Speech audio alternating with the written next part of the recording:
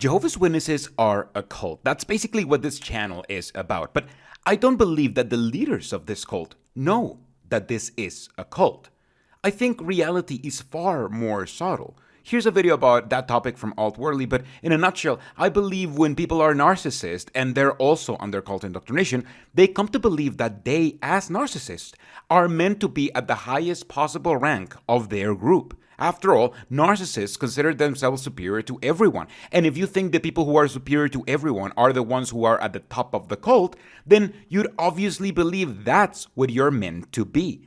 That's the kind of people I believe the governing body is made of. Narcissistic people who not only believe in the cult and in their own superiority, but that their beliefs have been proven right precisely because they're now at the top of the cult. Cult leaders are basically the only ones that the doctrine actually works for. So they are the only ones who have never even thought of questioning the doctrine, because the doctrine is what confirms to them that they are what every narcissist craves to be: special. And when it's time to pick other people to co-lead, they will always choose people who are fully committed to the cult, so they don't challenge their leadership.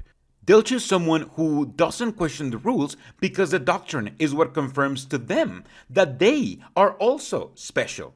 They end up choosing not just narcissists, but narcissists who get their fix for their narcissism from the doctrine, just like them. This is great news for us because that means that those leaders, although extremely damaging, don't actually know the truth that we all know, that they are leading not God's chosen people, but just a cult. They actually can never learn that or accept that because that would go against their own narcissistic traits. And that means that they will make mistakes. Here are just some of the multiple mistakes that the governing body have done precisely because they're too narcissistic to know that they're leading a cult and what a cult leader would do instead. This is the easiest thing. Charles Taze Russell started this religion on the back of precisely that: selling content. He was a writer and had his own take on the Millerite movement, except nobody would publish him because he wasn't worth publishing, and you couldn't self-publish on Amazon back then like every bad writer can nowadays. No, if he was gonna self-publish, that means that he needed to actually print and sell his books. So he got himself a print shop and started publishing and selling his own magazine, The Watchtower.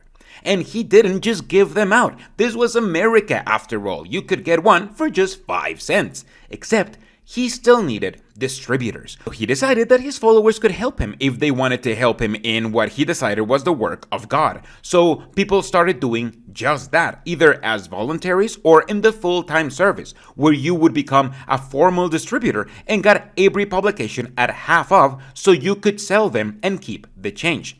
That's why the books were so nice and colorful. They were supposed to stand out and look nicely made and high quality to justify the price. This was a great model until 1990, when the United States started charging taxes on these kinds of purchases. To avoid paying taxes, the Jehovah's Witnesses changed to asking for voluntary donations instead of a fixed amount. But this quickly fell apart. They tried to fix things by decreasing the amount and the quality of books that they were selling, first getting rid of the hard paperback options, a staple of their design for almost a century, and then by getting rid of practically all hard publications entirely. But their next mistake was to justify it all by masking this change as Jehovah's provision of giving free what they received free, which meant that Jehovah's Witnesses now expected to get the magazines and books they were told were so important and were spiritual food now for free. Today, the Watchtower magazine is almost exclusively published for free online, and it's not sold anymore, and neither does anything else they produce with respect to publications. This has forced the cult to pivot into real estate, with Jehovah's Witnesses constantly building and paying for new kingdom halls for the leadership to sell and have the witnesses replace them again. They've also pivoted hard into asking for donations, even recurring ones, something that went against what they used to believe in. We can read what Charles Taze Russell had to say in this Watchtower from 1879. Do not suppose these remarks to be an appeal for money. No, Zion's watchtower has, as we believe, Jehovah for its backer, and while this is the case, it will never beg nor petition men for support. When he who says all the gold and silver of the mountains are mine fails to provide necessary funds, we will understand it to be time to suspend the publication. And that is because the leadership actually believes the doctrine and believes that they should actually give content for free to Jehovah's Witnesses. They don't know that this was always a cult and that the free speeches in conventions and the free attendance to kingdom halls and all that were just meant to motivate people to purchase the books sold, advertised, and studied there. So how would the governing body fix this if they knew that they were leading a cult? The same way that Russell did it, by selling content. In his time, selling content meant selling books. Today, selling content has never been easier and more streamlined. If the governing body knew that they were leading a cult, they would also sell their content. Because nowadays, they produce as much content as ever, except they do it in the form of free, boring videos. If Russell lived today, he'd be self-publishing on the biggest platform he could find for his videos, YouTube. Those are the free videos, the ones that get people hooked. Think of very general Bible teachings around new events. But then, if you want to know more, you're suggested to purchase a new membership to their paid online platform. Let's call it jw.org, where you can find a huge library of online content. Jehovah's Witnesses would be expected to have at least one paid membership per household, with the cult strongly suggesting members to have a membership per person. Paying for a membership is often done before a young one can get baptized as a sign of their commitment to the cult. And it would not just generate a whole bunch of money, but it could also be a huge hit on apostates like me, who indiscriminately use their clips in our videos.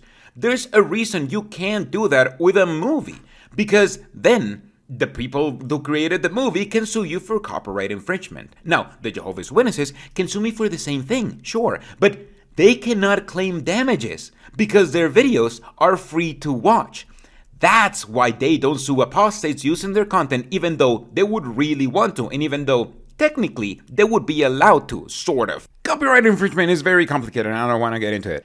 If they paywall their content, however, they could even ask YouTube to automatically flag any video that showed more than 5 consecutive seconds of their stuff, like it does for movies, TV shows, and other paid content. A lot of us would lose most of our library of work. And the extra content that involves extra payments are always there, of course. You can purchase the Caleb and Sophia package for the kids, or the Young People Ask version of the Jehovah's Witness app for young people. You can even pay extra to access live streams with specific members of the governing body on specific days, which would just be them giving a speech, but still, members would be motivated to share what they watch even with people who don't have their subscription service by associating with them. Parents could be motivated to hang out with other parents of small children who don't have a Caleb and Sophia package and get together to do little watch parties, automatically making the content feel more unique and exciting and motivating the person without a subscription to upgrade theirs. Conventions are now shifted to show their new movie, like this convention is around their Jesus movie, but this would be the only showing they get.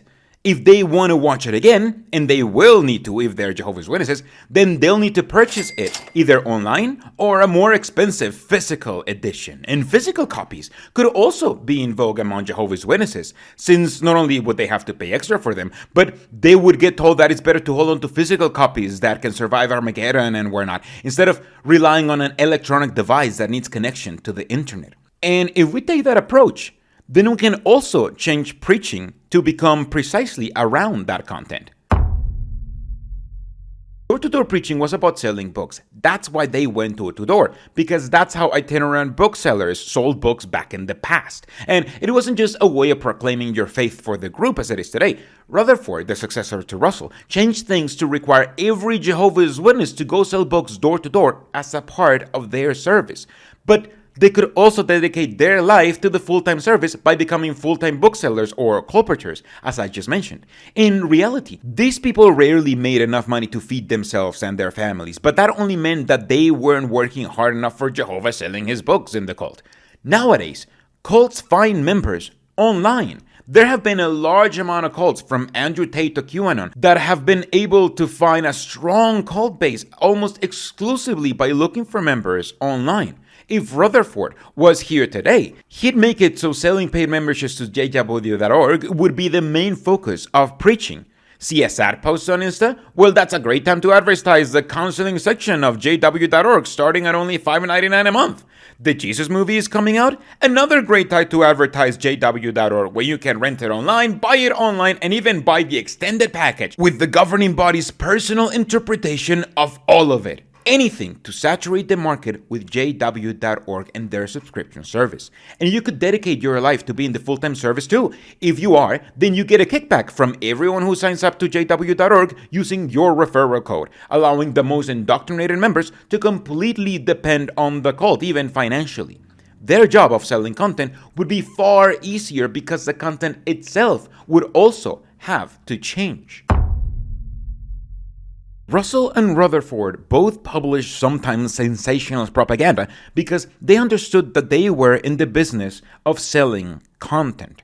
They came up with doctrine around the First and the Second World War, believing that they were both the fulfillment of prophecy and that they represented the signs of the end of the world. They included the birth of the United Nations into the doctrine. Seemingly, every war and large event was not only predicted, but it was fulfillment of Bible prophecy, and you could read all about it if you bought their content. That's because chaos breeds misinformation. When there's chaos, there's desperate people looking for any answers. The Jehovah's Witnesses used to sell those answers, even if they were the wrong ones. Nowadays, we live in somewhat similar turbulent times. The cost of living has risen through the roof in many capitalist countries, and what's more, we're living in our own version of the Holocaust in the form of Palestine and the Israeli genocide.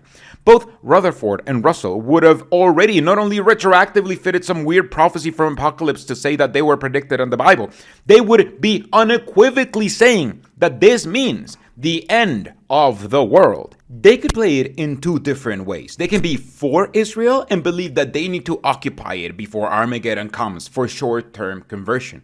This would mean believing what a lot of fundamentalist Christians believe in, that Jews need to occupy the land of Israel again to kickstart the second coming of Christ, where he fights the devil in Megiddo or Armageddon and brings the end of the world. They could even argue that they've been teaching about this all along. The Watchtower used to call Zion's Watchtower, for crying out loud. Zionism has never been hotter than it is right now. And this would be the most conservative position that will obviously age badly, but would appeal to a minority of backwards fundamentalists. Or they could go the full anti-Israel route and say that the Israelites need to be removed from the Holy Land before Armageddon comes and root for the fall of that pseudo-state. Now, this wouldn't be as popular for the crazy fundamentalists, who would be far easier to lie to and manipulate using their Islamophobia and their ignorance, but it would be better for their long-term sustainability, since they would get bragging rights in the future when we see Israel for what it is and claim that the Jehovah's Witnesses were in the right and supported the most moral option all along. And that is not the only teaching that they should change. Behold, children are the heritage from the Lord. The fruit of the womb a reward, like arrows. In the hand of a warrior are the children of one's youth. Blessed is the man who fills his quiver with them.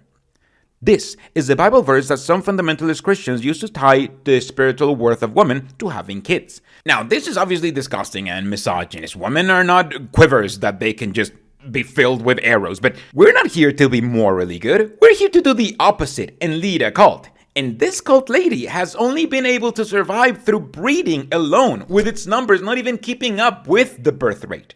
And this can be resolved quite easily by joining other fundamentalist cults in teaching that the purpose of women in the cult is to have children and indoctrinate them into the cult.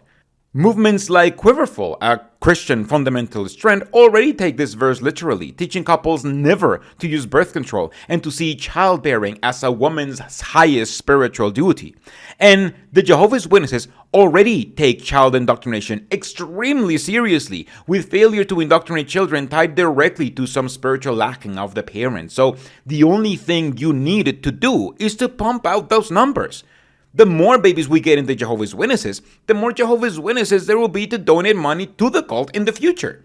You can even encourage single or widowed women to help other women raise their children if they don't have children, or if their children are grown up, as a way to honor that Bible verse, especially when it comes to supporting mothers who are in the full-time service, or if the husband or wife is not a Jehovah's Witness, to ensure that the child grows up indoctrinated. That way, the unity and community aspect of this cult gets strengthened, since women who are counting on other women to help out with their children to work or to support them would need to stay tied with the group and in good standing to receive those benefits. And to make it easier for everyone to donate, we have... Wait, they changed this when I was editing this video? Did they at least tell Jehovah's Witnesses to favor careers that do not interfere with their doctrine, like architect and agronomy, saying that they're for paradise, but they're actually so they can build better, more expensive buildings? You know what I argued was the most logical and self-serving way of doing it? They didn't even take advantage of that? I'm telling you, they don't even know what they're doing. Bethel makes no sense anymore. It first started as a book publishing company that only published the books that the leaders wrote. But these leaders nowadays do not want to write anything anymore, and the few publications Jehovah's Witnesses get per year almost feel like they're simply going through the motions. Instead, Bethel should do what it was originally meant to do: generate profit. They already do a lot of tours, which no doubt generate a lot of money in donations, but they have had to make pretend museums so people tour around them. Bethel was supposed to be the heart of this organization, and you could walk right into it, seeing the factories in motion, seeing everyone work, not just walk around in two hallways for tours. Bethel, therefore, needs to be reinvented. Now, they don't make books anymore, but maybe that's where they could still sell hardcover copies of their books and magazines just for old time's sake in their gift shop. But Bethel needs to be the heart of the organization and make visitors feel again like they're seeing behind the scenes in the production of everything cult related, even if it's just a fabrication. Now that they make video content, Bethel should then include and highlight tours around the sets where they record everything. You know, like the set of JW Broadcasting, not just when they're not filming, but while they're filming too. If you're a witness in good standing visiting Bethel, then you can apply to witness a live recording of JW Broadcasting, maybe even seeing one of the governing body members perform. Imagine how exciting this would be for Jehovah's Witnesses. It would not only give all assistants a strong memory to hold on to indoctrination, but it would automatically make the recordings far more fun and fluent if we at least knew that they had an audience. Maybe you could look for your friend in the audience if they were there when they were recording, and it could even pivot into proper televangelism, making bigger churches where they record and have their audience. And you can make Bethel generate money in more ways too. Say we decide as the leaders of this cult that we are gonna double down in real estate production too. We can not just standardize kingdom halls like they are doing right now, but make each Bethel the place where some items needed for kingdom halls would be manufactured. That's where you get the JW.org sign for the kingdom halls, where the speaker platforms are made, maybe even the chairs. Or if you want something new, Bethel could also become a farm. Do you want to live in spiritual paradise, working the land and living surrounded exclusively by other Jehovah's Witnesses? Join Bethel and work in the Bethel farms, where you can not only help make food for Bethelites, like the Bethel farm used to, by the way, but it also produces a lot of canned goods, maybe even developing a brand to be sold in supermarkets and such. You already have built-in buyers, since Jehovah's Witnesses would obviously be expected to buy those items to show support to the organization, and you would also have free labor in the shape of Bethelites. The only thing I'm blanking on is in the name. You could just name the brand the Watchtower, but I might be too nostalgic to figure out whether that's actually a good name or not. Maybe Kingdom Keeps? Bethel Bounty? Chandranjar? I don't know. I feel like there's a perfect name that I must just be missing. So if you have it, put it down in the comments. You can even sell the Jehovah's Witnesses end of the world go bags that have become so popular in the lore lately, as well as everything with the JW.org brand. Religion is performative, especially when it's a cult, and Jehovah's Witnesses are already buying them. Heck, I already have JW.org pins and such that I've bought. Why not capitalize on that and sell them exclusively in Bethel and online? That would at least be more dignifying than asking for donations all the time. By the way, have I mentioned my Patreon and my merch? Armageddon is the basis of this cult. Very few people know that the Jehovah's Witnesses are actually the group with the most amount of false predictions of the end of the world. Expecting the end is the most vital part of being a Jehovah's Witness, because believing the end is nigh is what forces members to do things they wouldn't do otherwise, like spend their lives for the benefit of this cult. The Jehovah's Witnesses cannot exist without the end of the world being near. The nearer it is, the better the religion is for it. Every time the religion has predicted the end of the world, we've seen a boom in numbers. Now, you'd think that this would have a yo-yo effect, where the followers you get from believing the end is nigh leave as soon as the end of the world doesn't come in the scheduled date. But you'd be wrong. The end of the world is a hook to get people into the cult. Once they're there, they're under cult control, and they are taught to believe whatever the leader tells them to believe. That is the indoctrination process. As long as the indoctrination process is successful, then by the time that the end of the world doesn't come, the people who got there because they believed in the end of the world have already learned to obey the leaders, and will therefore believe whatever excuse the leaders give for the end being postponed. This was noted as far back as 1956 in When Prophecy Fails, where in a classic field study, it was determined that in the case of a failed apocalyptic prediction, committed members often increase their proselyting and commitment by explaining the failure, saying their faith saved the world, or even announcing enthusiastically the new date of the world that had even more biblical proof than the last one. The Jehovah's Witnesses used to predict Armageddon all of the time. I have a video just recounting the times that they've done it, and it's like an hour long, but they haven't predicted it lately. The last date was the end of the 20th century, and it's been a quarter of a century since then. That's why, if the governing body knew that they were leading a cult, they would predict Armageddon again. They don't even need to do a whole rehaul of their doctrine. Just update what the monsters mean in Revelation and say that the start of the generation that will not pass away was in 1914, but that since they believe in the overlapping generation, that means 2 generations of 60 years each. Therefore, the end comes in 2034, and we need to be ready for it.